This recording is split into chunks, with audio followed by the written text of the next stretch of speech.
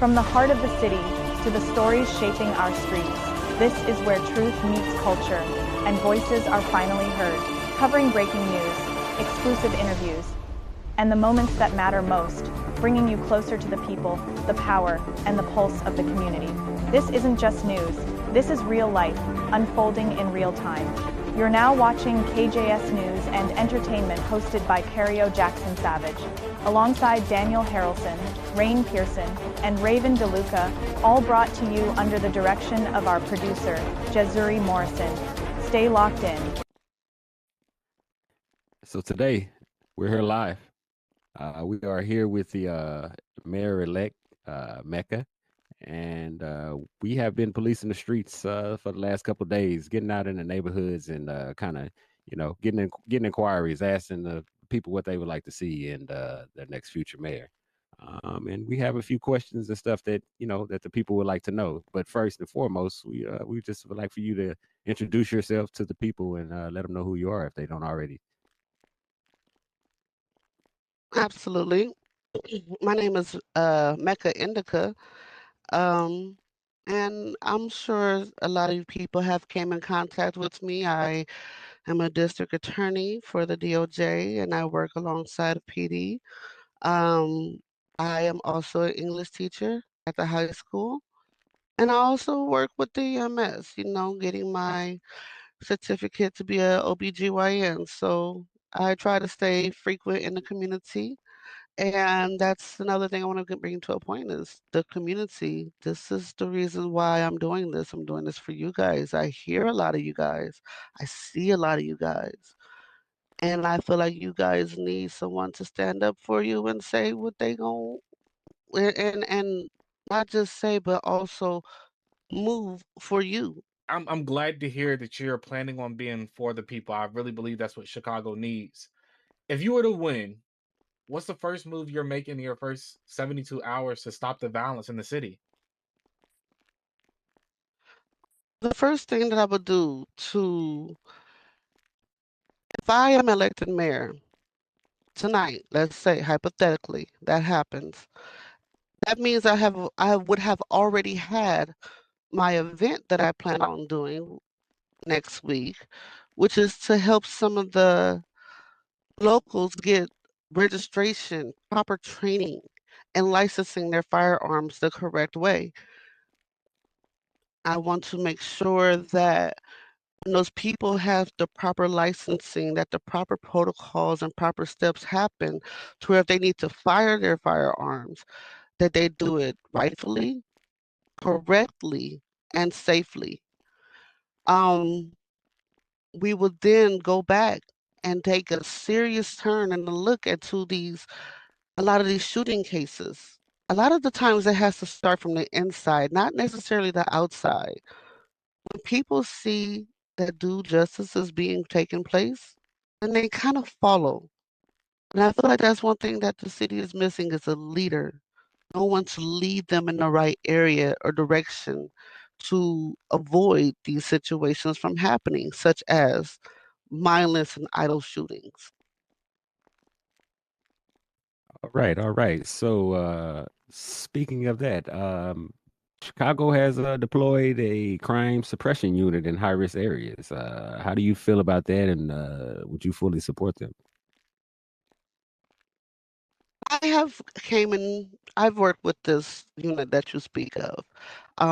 And I once had to say that I'm very, very happy with the work that this unit is doing because a lot of those people, a lot of those just dangerous people in Chicago have been caught with this department, this unit. I have seen a small drop in crime, but it's not that impact that we're looking for. I feel like this is just the beginning for that new department. I believe it's called the Black Hawk unit. It's it's it's a new program. We're just getting started with that. This is not the begin. This is not the end. We're going to keep pushing with that department. Keep giving that department the funding that it needs. Keep giving the department the materials and the instrument they need to do their job the right way and safely.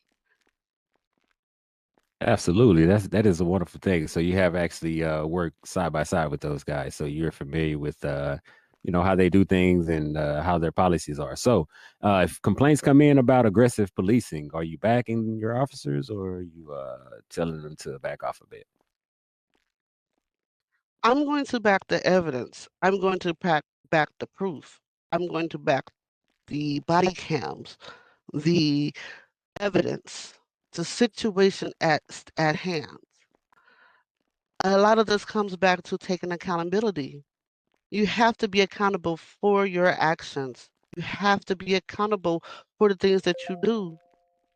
One thing I say often when I'm in court is, are you going to stand on your 10 with your charges, or do you want to fight them?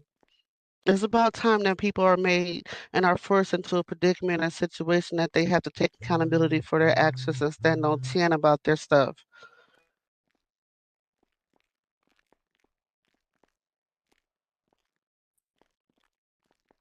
All There's right. a I'm sorry. There's a disconnect between CPD, DOJ, and the streets, or at least that's what some people are saying. Um, do you believe there is a disconnect? And if so, how do you fix that without weakening enforcement or support for these departments? I I believe the only disconnect is that there's no personal bond or personal relationship between any of the departments. Now, when I in my earlier days, when I first was appointed district attorney, I had some, interruptions with police. But as the time went on, as we got to know each other, I think that we had built a healthy relationship. And I think that's what PD and DOJ needs to do with the citizens. We need to make our presence known and not in a fearful or violent way. We need to let these people know that we can be trusted. You can trust us because we have your best interest at heart. There's no need to fear us. There's no need to fear the PD, and there's no need to fear the DOJ. We are in of service to you. Those are called public emergency service jobs. We are here to service you. And I don't think the people of Chicago just identify just how important they are, that everything that we do for them. All right. All right. So how do you balance investing in communities while still being tough on crime? Well, it's about building that bond.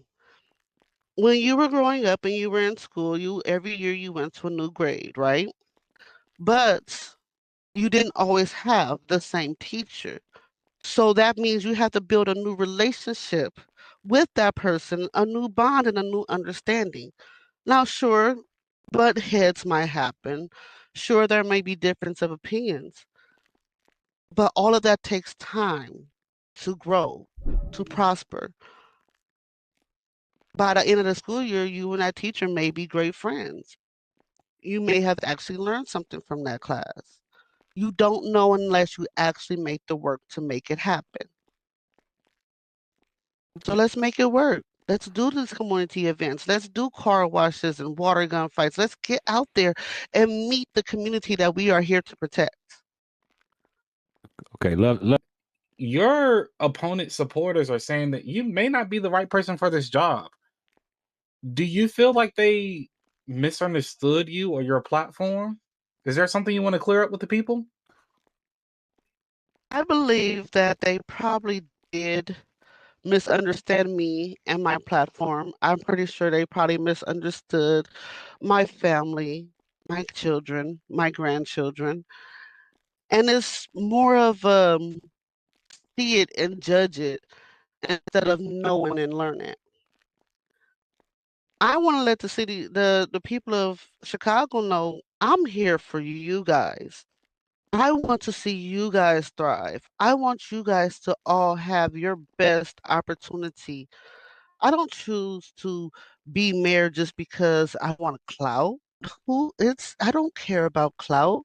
I want you guys to have the best opportunity that you guys want. When you guys are asking for more doctors around the clock 24/7, I'll go to the EMS chief. I am very much familiar with her. Small businesses, I see you guys too. Let's open up the doors. Let's open your business more. Let's get more revenue in there. Because the more that you guys are open, the more employees that you can hire. The more employees that you hire means that the less idle time these people have on their hands. And when you have idle time leads to idle minds. Idle minds leads to idle hands. Idle hands lead to dumb decisions. We have to make great choices, Chicago.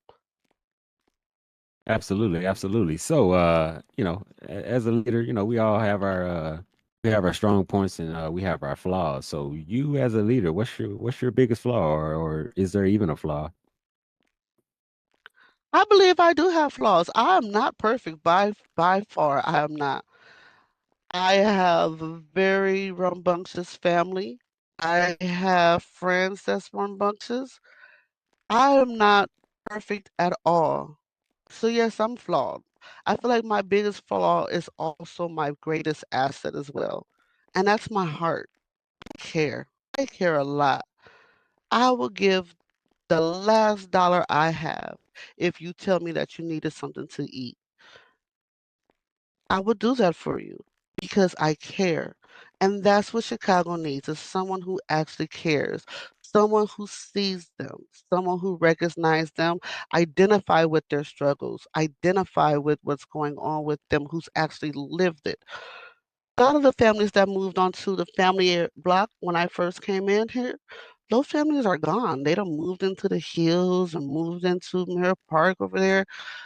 I chose to stay right there in the community, right there at the heart of where the problems is because I want to see my people flourish. I want to see that kid I used to see riding a bike in the streets actually go to college. I want to see the high school students actually come back around with their fraternity or sorority jackets to visit their parents for Christmas and Easter. I want to see these grandparents be able to continue to take care of their grandchildren where their parents cannot take care of them. I want to see the single parents in the city actually get the help and the support that they need. I'm here for the people. And Oh, my biggest flaw is that I care too much. okay. All right, all right. So, with that flaw being in mind, do you think that would affect your capability of being in charge and handling things like they need to be done? Absolutely not.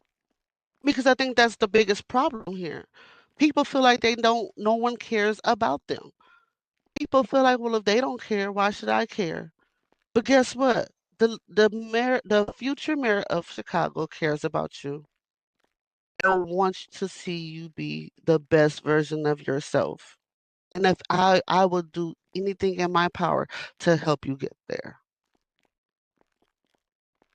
So Mecca, let's talk. It seems like you've been very transparent about your candidacy and about the things leading up to it. Um, but we're partnered with Weasel News and KJS News here in Chicago, and we're getting word of a story that isn't too tasteful to the citizens. We're so determined to want to know the people that's behind the campaign. And I think we need to be focused on the campaign, on the issues at hand. What goes on in Jean's personal life or my own personal life is not going to deter us from our goal, from what we are appointed to do. Yes, Gene was an amazing captain, and I've had the pleasure of working with him as well as being a DA. I feel like I am a great district attorney. My personal life has never interrupted my job. His personal life has never interrupted his job. So I feel like personal opinions on our personal lives should be kept personal and let's stick